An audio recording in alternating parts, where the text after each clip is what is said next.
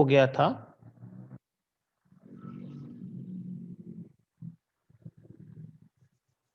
यहां से, राइट, धनियों को।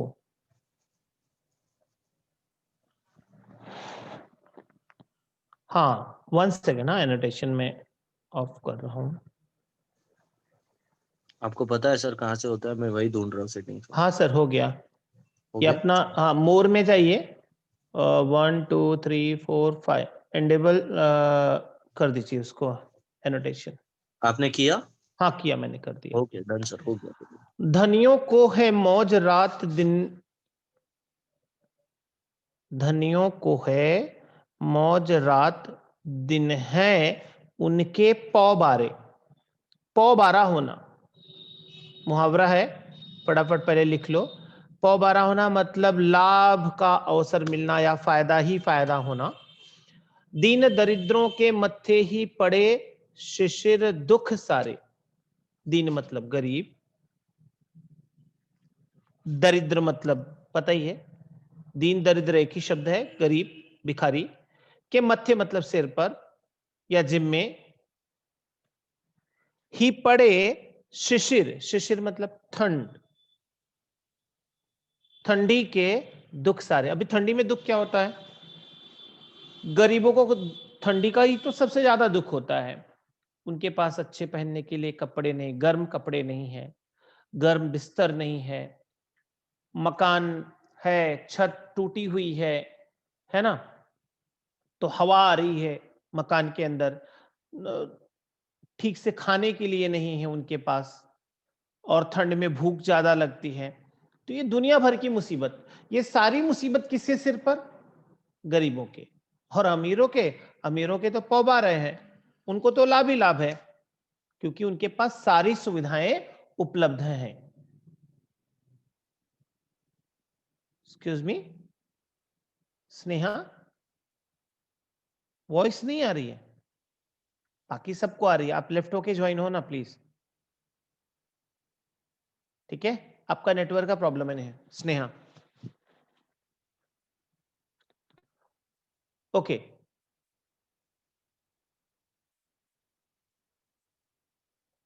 यश, यश यादव लेफ्ट होके ज्वाइन हो। ओके, तो कवि ने दोनों की बात कही, यहां पे अमीरों की बात कही कि भाई उनको तो दिन रात मजा ही मजा है, उनको फायदा ही फायदा है, उनको क्या तकलीफ है, बिकॉज जिसके पास पैसा है उसके पास सब कुछ है। लेकिन तकलीफ तो यहां पर गरीबों को है, दीन दरिद्रों को है। ऐसा लगता है कि ठंडी की सारी मुसीबतें गरीबों के जिम्मे है। सब तकलीफ जितना भुगतना है तुम भुगतो, ऐश जितना करना है अमीर करेंगे। ऐसा मैं नहीं, ऐसा कवि कह रहे हैं, आप देख सकते हैं, फटाफट इसको नोट कर लो। कवि कहते हैं कि शिशिर ऋतु की कष्टदायी मतलब तकलीफ भरी ठंड में धनी वर्ग के व्यक्तियों जो अमीर हैं, अमीरों को आनंद ही आनंद है, वे रात दिन मौज मजा करते हैं और प्रसन्न रहते हैं। लेकिन गरीबों और दरिद्रों के लिए शिशिर मतलब ठंडी की ऋतु, मौसम की ठंड में दुख ही दुख है, उनको तकलीफ ही तकलीफ है। ऐसा लगता है कि उनके जीवन में सुख लिखा ही नहीं है। फटाफट नोट कर लो।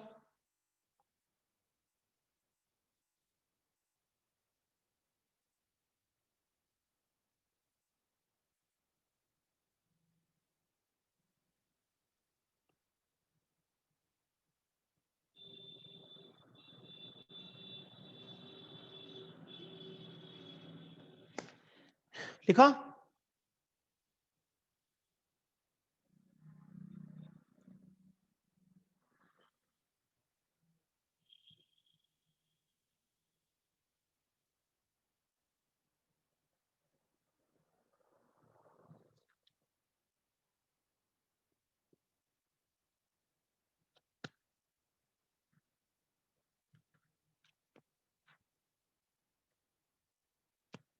लिख लिया? बिल्कुल फटाफट लिखो, हाँ, बिकॉज आज पोयम ये मुझे कंप्लीट करना है।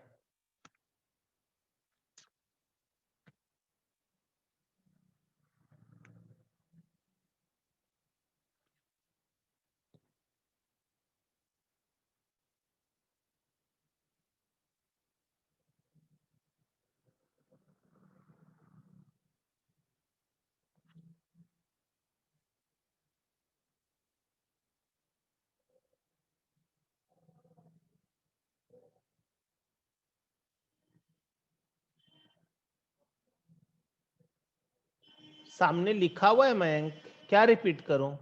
पौ 12 होना मतलब लाभ का अवसर मिलना, फायदा ही फायदा होना। यश पवार 19 है, 19।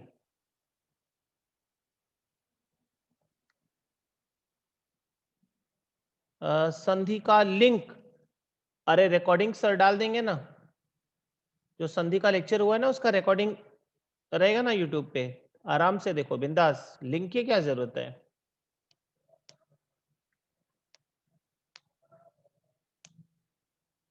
ओके आदित्य। क्षितिज मैं सर से बात करता हूं, ठीक है, डोंट वरी, मैं ध्रुव सर को बोलता हूं।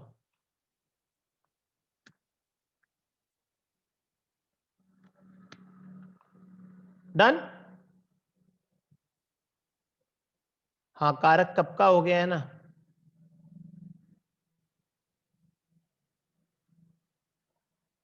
ग्रामर में कुछ भी बाकी नहीं है, अभी एक एक करके याद मत दिलाओ मुझे। लास्ट 4 लेक्चर से मैं पूछ रहा हूं, जो भी डाउट है बता दो बता दो बता दो। डाउट, हाँ, टॉपिक तो सब खत्म हो गए। चलो नेक्स्ट। वे खाते हैं हलवा पूड़ी दूध मलाई, इन्हें नहीं मिलती पर सूखी रोटी और न भाजी। अब यहाँ पे वे और इन्हें, ये जो दो शब्द यूज किए हैं ना, वो वे शब्द अमीरों के लिए और इन्हें गरीबों के लिए। ऐसा क्यों? वे जो है ना, वो दूर के व्यक्ति को बुलाने के लिए, वे बुला रहे हैं तुम्हें, वे जो दूर हैं, और इन्हें मतलब पास, इन्हें जो हमारे पास में है। तो कवि ने ऐसे शब्दों को बहुत चुनकर यूज किया कि अमीर तो दूर हैं, हमारे पास कौन है? गरीब है। तो गरीबों को हम ज्यादा समझ रहे हैं, अमीरों को कम समझ रहे हैं। इसीलिए कवि ने कहा कि वे खाते हैं हलवा पूड़ी दूध मलाई ताजी। अमीर लोग जो हैं उनको खाने के लिए हलवा पूरी दूध मलाई सब ताजा ताजा मिल जाता है खाने के लिए, बिकॉज पैसा फेंको तमाशा देखो, उनको सब कुछ मिल जाता है क्योंकि उनके पास पैसे का पावर है। इन्हें नहीं मिलती, इन्हें मतलब गरीबों को नहीं मिलती है क्या? सूखी रोटी और ना भाजी। यस मैन, बेगार, उनको सूखी रोटी और भाजी भी बड़ी मुश्किल से मुयस्सर होती है, बड़ी मुश्किल से मिलती है, या मिलती ही नहीं है।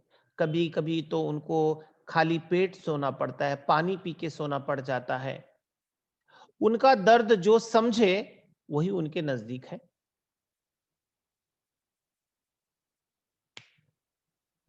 क्लियर हुआ दोनों लाइन?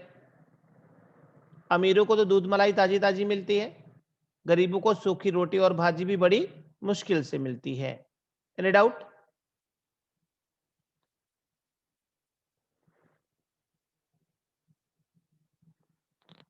बिल्कुल फटाफट लिख लो भाई।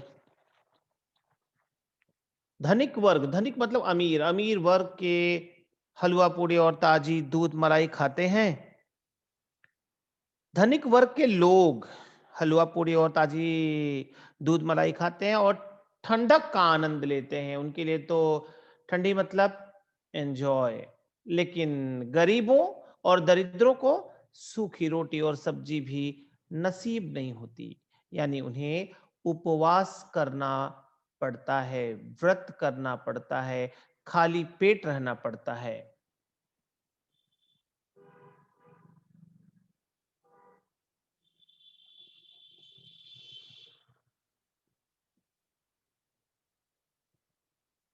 कौन कहता है कि भिखारी काम नहीं करता है? मैं गरीब की बात कर रहा हूं, यहाँ पे भिखारी के लिए बात नहीं कही गई। कई मीनिंग में दिखा आपको भिखारी मयंक? और भिखारी भी काम करता है मांगने का, यहाँ पे भिखारी की बात नहीं हो रही है, वो निगेटिव वर्ड है, साइड में करो उसको, ठीक है। यहाँ पे गरीबों की बात हो रही है, जिनके पास पैसे कम या न के बराबर है, लेकिन उनकी जरूरतें, उनकी समस्याएं बहुत ज्यादा है। प्रेमचंद की कहानियां पढ़ा करो, तो गरीबी क्या होती है वो आपको समझ में आएगी। गरीबों की मजबूरी क्या होती है तब आपको समझ में आएगी कि उनके परिवार में खाने वाले 4 लोग, कमाने वाला एक, जो कमाता है वो उसके कर्ज चुकाने में चले जाता है, घर के 2 वक्त के अनाज के लिए भी उसके पास पैसा नहीं बचता है, उसे समझ में आती है कि गरीबी क्या होती है। भिखारी शब्द का प्रयोग यहाँ पे नहीं किया गया मैम, ठीक है? डन, लिख लिया?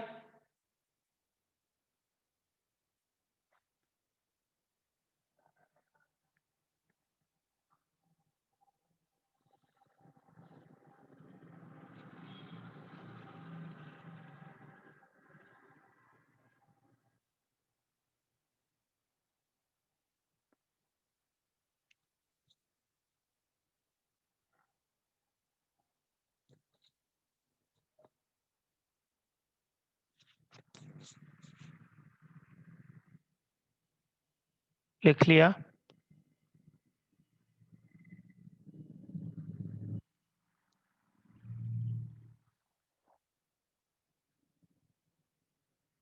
ओके, यश। यश अंबेकर।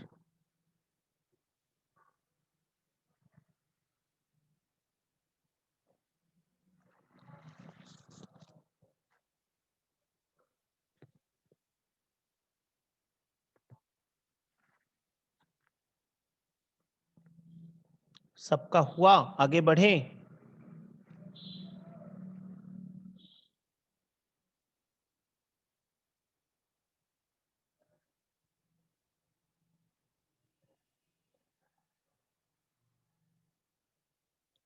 वे सुख से रंगीन कीमती ओढ़े शाल दुशाले, पर इनके कंपित बदनों पर गिरते हैं नित पाले।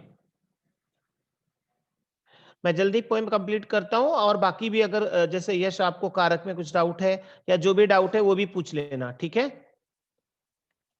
तो वे मतलब अमीर। अमीर क्या करते हैं? सुख से, बिल्कुल आराम से, रंगीन, कलरफुल, कीमती, एकदम ज्यादा ही महंगी ओढ़ते हैं। क्या?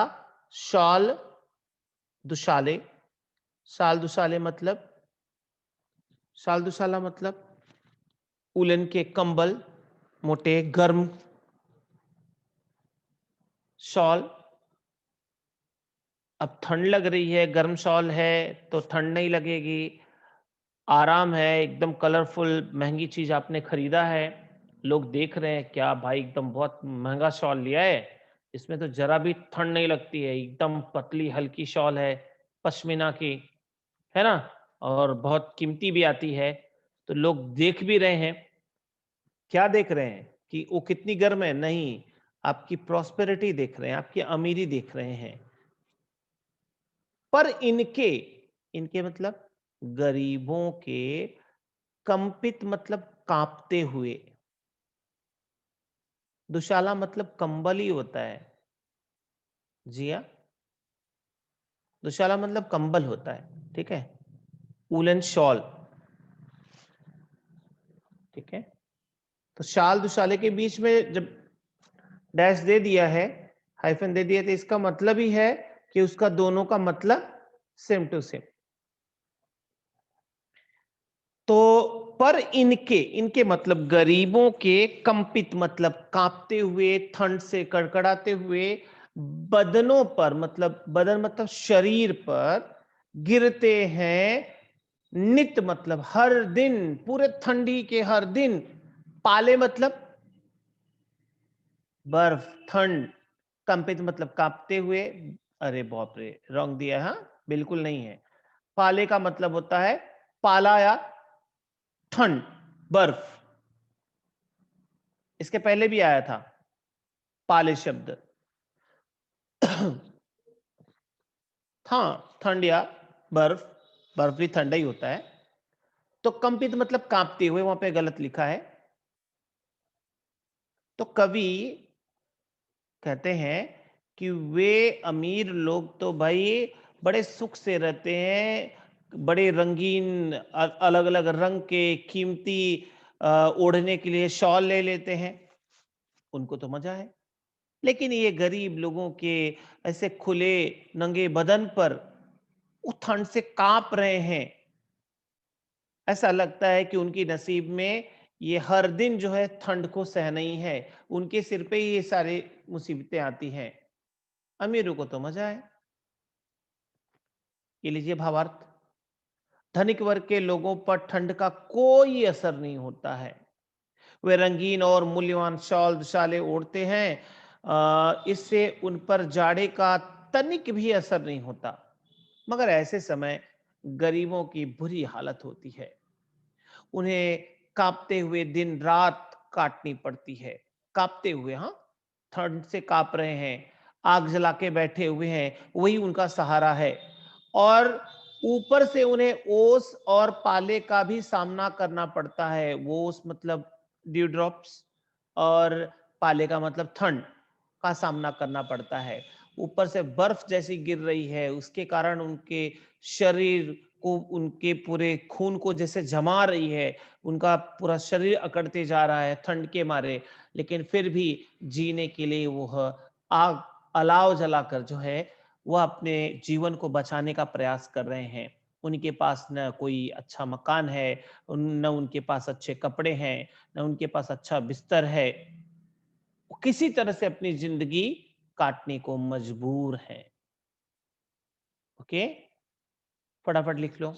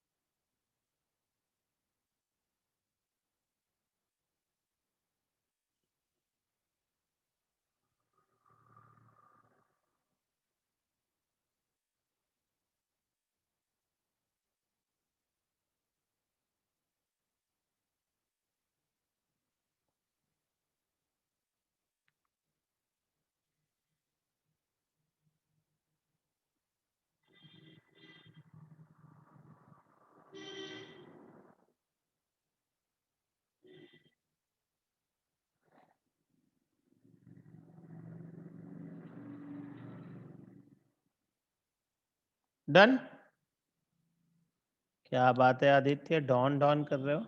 चलो आगे बढ़े। ओस मतलब ड्यू ड्रॉप।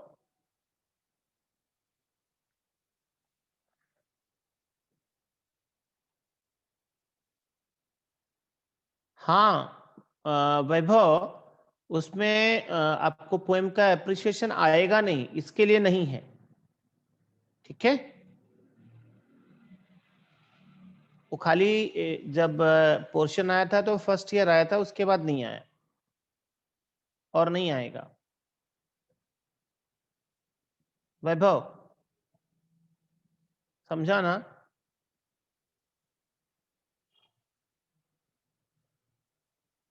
क्या व्हाट? वे हैं सुख साधन से पूरित सुघर घरों के वासी।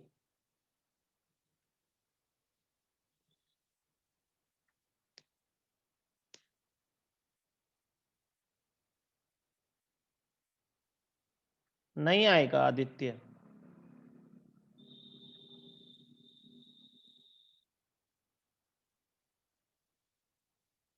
आकृति, तुषार, तुषार मतलब ठंड, बर्फ।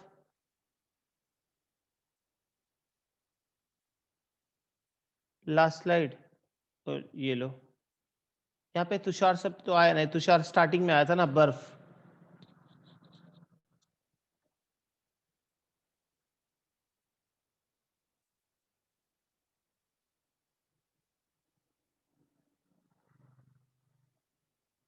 ओके, वे हैं सुख साधन से पूरित सुघर घरों के वासी, इनके टूटे फूटे घर में छाई सदा उदासी। कवि कहते हैं कि वे जो अमीर लोग हैं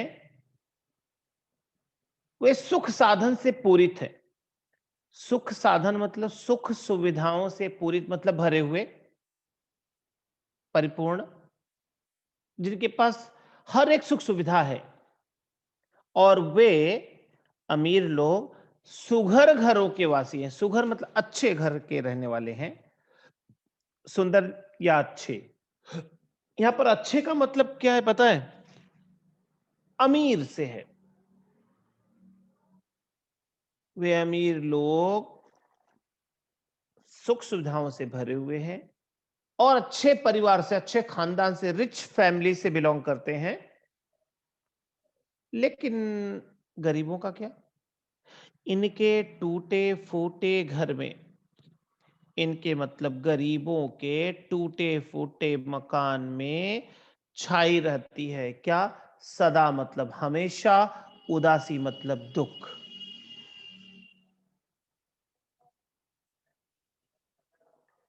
इन गरीबों के घर में, टूटे फूटे मकान में तो हमेशा उदासी छाई रहती है, हमेशा दुख ही दुख रहता है।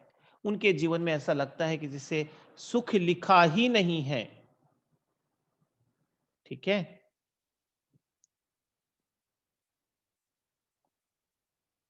ये लीजिए।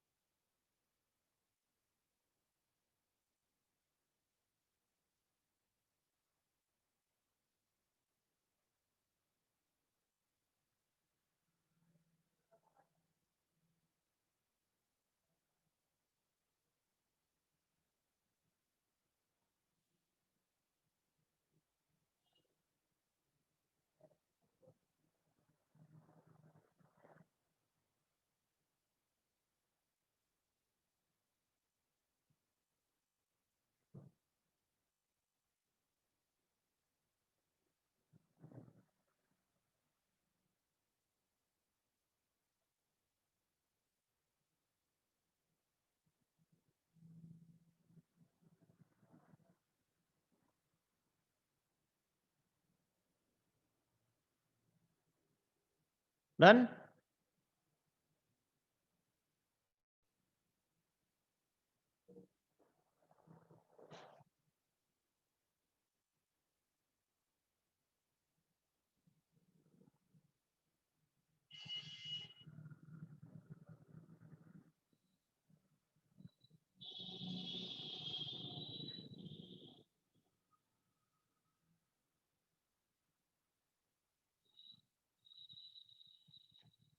हो गया? अरे वाह आदित्य। चलो, अंतिम की कुछ पंक्तियां बाकी हैं। देखते हैं। सेकंड लास्ट है ये। पहले हमें उदर की चिंता थी न कदापि सताती। उदर मतलब पेट होता है, लेकिन यहां पर इसका भाव लिया गया है भूख से। ठीक है, एक्चुअली उदर का मतलब पेट होता है, बट यहां पर इसका अर्थ भूख से है। मतलब कहने का क्या है? कवि कहते हैं कि पहले पहले मतलब आज से हजारों साल पहले हमें मतलब हम इंसानों को उदर मतलब भूख की चिंता जरा भी नहीं सताती थी। कदाप मतलब कतई जरा भी नहीं सताती थी, परेशान करती थी। क्यों भूख की चिंता नहीं सताती थी? क्योंकि माता सम थी प्रकृति हमारी। ये प्रकृति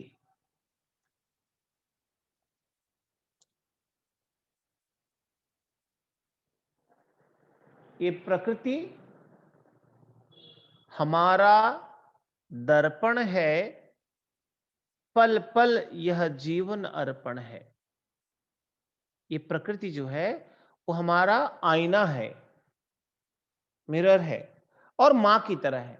मां और प्रकृति में क्या सिमिलरिटी है, क्या समानता है? मां हमारे सुख दुख खाने पीने का पूरा ख्याल रखती है, राइट? हमारा केयर करती है, हमारी देखभाल करती है मां। और प्रकृति भी वही करती है। प्रकृति हमारे लिए हवा, पानी, धूप, भोजन, फल, अनाज सब कुछ देती है। ये प्रकृति से ही मिलती है, धरती से ही मिलती है। इसी निसर्ग में हमें सब कुछ प्राप्त होता है।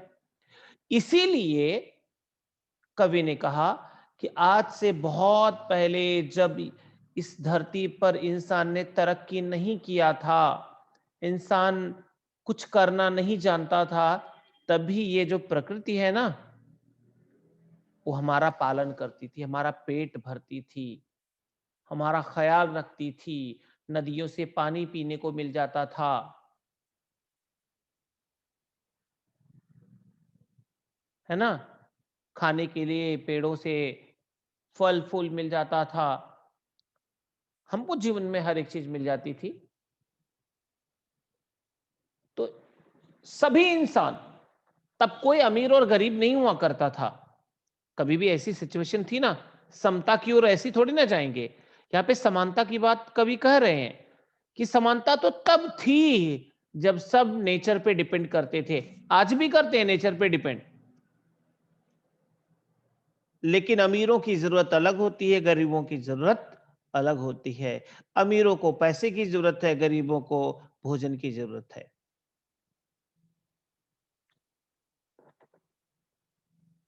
कवि कहते हैं कि पहले सब लोग प्रकृति पर निर्भर करते थे। किसी को पेट भरने यानी क्षुधा पूर्ति की कोई चिंता करने की आवश्यकता नहीं थी। नोट कर लीजिए, प्रकृति से ही सारी आवश्यकताएं पूरी हो जाती थी। वह माता की तरह हमारा पालन पोषण किया करती थी, हमारी देखभाल किया करती थी। नोट कर लीजिए, अंतिम की 2 लाइनें बाकी हैं, फटाफट कंप्लीट करते हैं।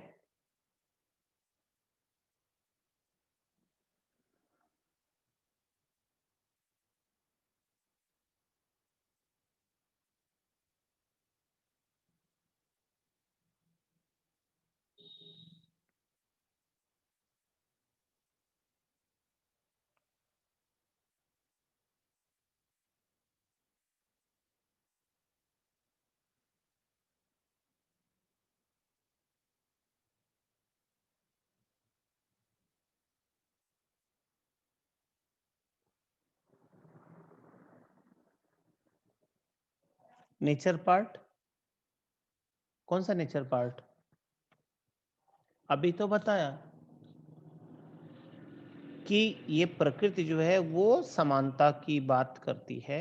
जैसे माँ हमारा ख्याल रखती है, वैसे ही प्रकृति भी हमारा ख्याल रखती आई है। ठीक है?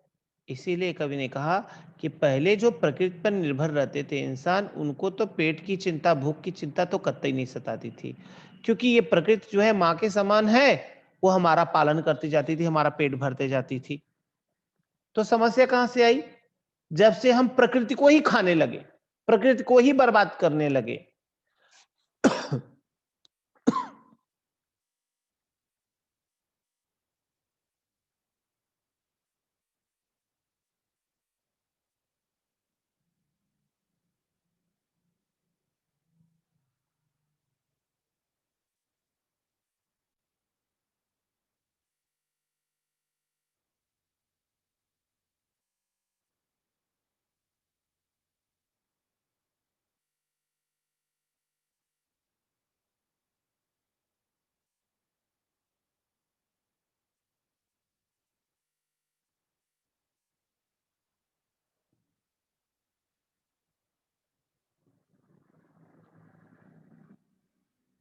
डन।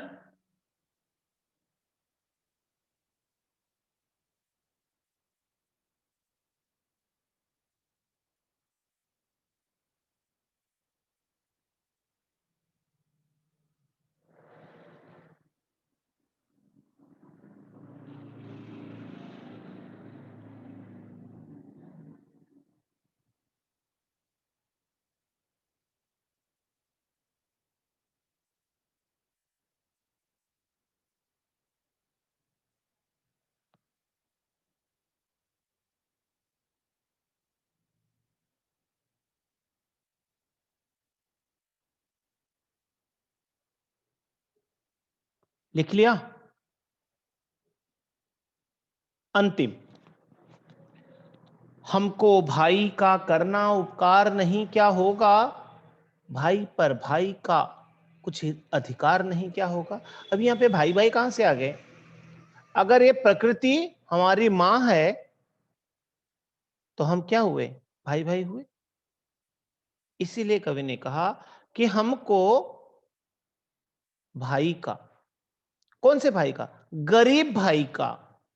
अमीरों के माध्यम से कवि कह रहा है हाँ ओजस। बट यहां पे ऑल इंडियंस की बात नहीं हो रही है, पूरे दुनिया की बात हो रही है, इंसान की बात हो रही है।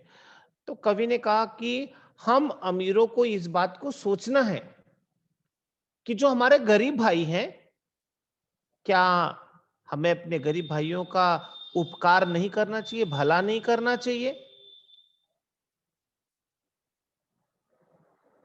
भाई पर भाई का, गरीब भाई का अमीर भाई पर क्या कुछ अधिकार नहीं होगा? उसका हक नहीं है? है। गरीब का हक है अमीर से मांगना, और अमीर का हक है गरीब की मदद करना। यस मयंक, बिल्कुल सही कहा आपने। समझे ना? कवि ने कहा कि क्या गरीब भाइयों का हमें भला नहीं करना चाहिए, उनकी मदद नहीं करनी चाहिए, उनके दुख में काम नहीं आना चाहिए? और क्या गरीब भाइयों का हम अमीरों पर कोई अधिकार नहीं है? भले अमीर होने के नाते ना हो, लेकिन भाई होने के नाते तो है, इंसानियत के नाते तो है, मानवता के नाते तो है। तो उनका काम है हमसे मदद मांगना, और हमारा काम है कि बिना मांगे ही उनकी मदद करना। क्लियर हुआ? कभी कहते हैं मनुष्य मनुष्य में कोई अंतर नहीं होता, सभी का आपस में भाई भाई का नाता है, रिश्ता है। एक भाई का दूसरे भाई पर कुछ न कुछ अधिकार होता है। इसलिए हमारे मन में एक दूसरे का उपकार करने की भावना होनी ही चाहिए। Please note down.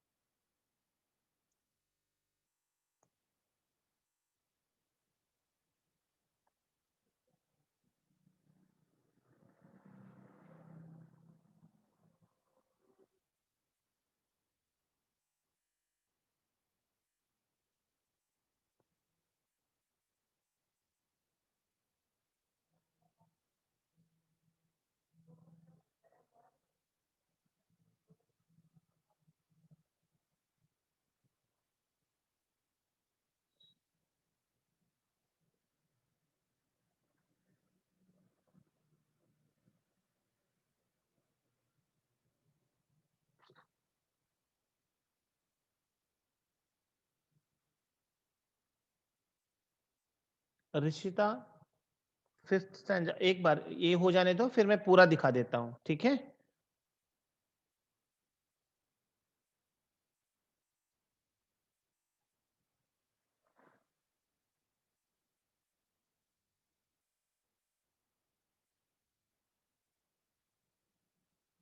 ओके।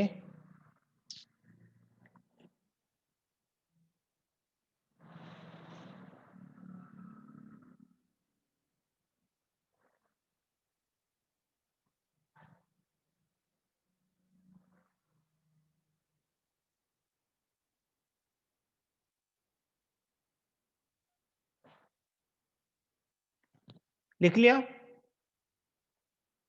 एक सेकेंड, हाँ, मैं स्टार्टिंग से दिखा दे रहा हूं, जिन्होंने स्क्रीनशॉट नहीं लिया वो ले लीजिए।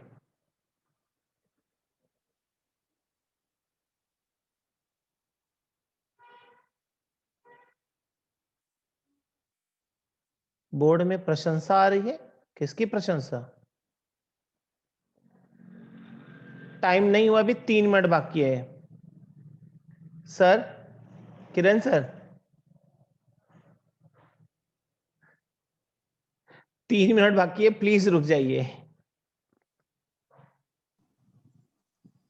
Okay sir.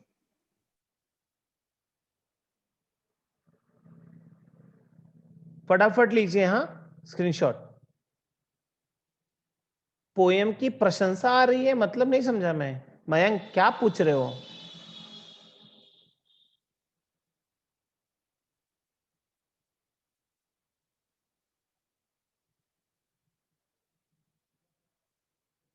नहीं,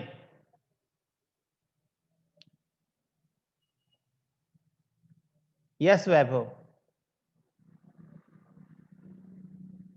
जिन्होंने नहीं लिया स्क्रीनशॉट लेते जाओ फटाफट, मैं एकदम डॉट टाइम कंप्लीट करूंगा। ग्रीष्मा, ये लो।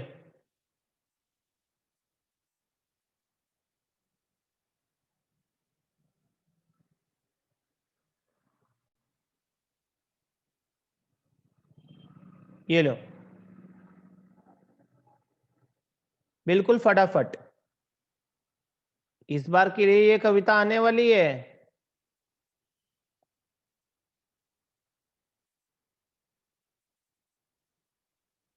इंपॉर्टेंट ही समझो इसको। लास्ट टू लास्ट ईयर आई थी पोएम ये।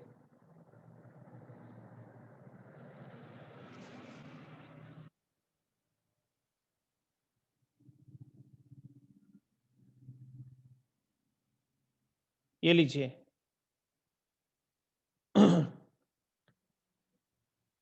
ये सब हो चुका था।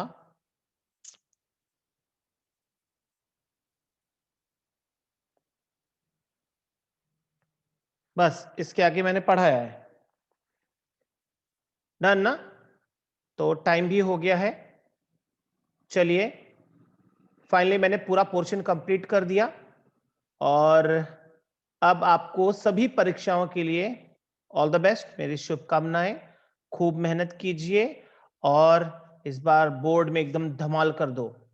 All the best, God bless you. Bye bye students. Bye sir. Thank you, sir. Bye. Bye. Okay, students, we're done with the lecture. See you in the next lecture. Take care. Bye.